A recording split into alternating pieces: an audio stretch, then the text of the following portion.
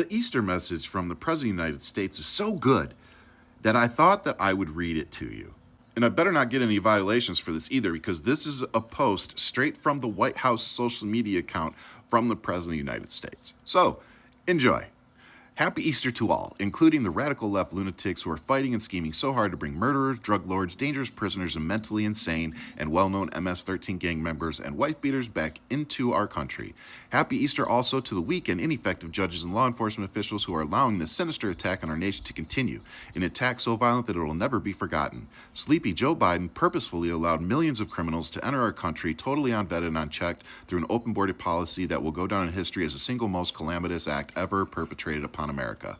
He was by far our worst and the most incompetent president, a man who had absolutely no idea what he was doing, but to him and to the person that ran and manipulated the auto pen, perhaps our real president, and to all the people who cheated in the 2020 presidential election in order to get this highly destructive moron elected, I wish you, with great love, sincerity, and affection, a very happy Easter. Hey, Donald Trump, go fuck yourself. So next time that they're like, oh my God, the left uses names and they attack us and they say mean things, just remind them that that's the president. That's the person that they voted for. That's the person that they support over people like me, over veterans, over accomplished Americans, you know, the 5-time draft dodging coward. That's who they support. Can we just talk for a second the fact that Donald Trump has the nerve to say all that as a convicted felon, as an adjudicated rapist, as a prolific business fraud? Like, we should be deporting him. We should be organizing a prisoner swap with El Salvador to send the orange guy over there. And what is this obsession with Joe Biden? Like, dude, you've been president for over 3 months. Joe Biden is like nowhere to be seen. Like, he came out and gave one speech.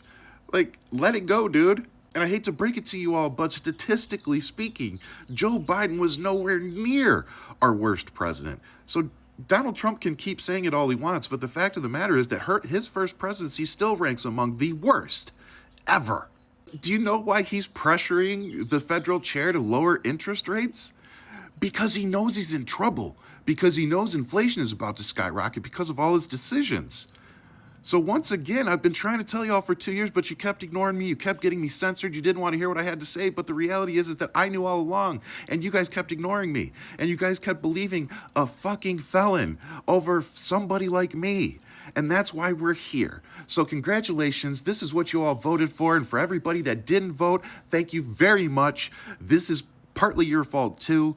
So hopefully in 2026, y'all can wake the fuck up and start getting these people out, and let's make sure that we give Congress to liberals so that we have some kind of checks and balance over this freaking fascist. That would be nice, wouldn't it? Anyway, happy Easter, you know, to all the Christians who aren't hateful pieces of garbage.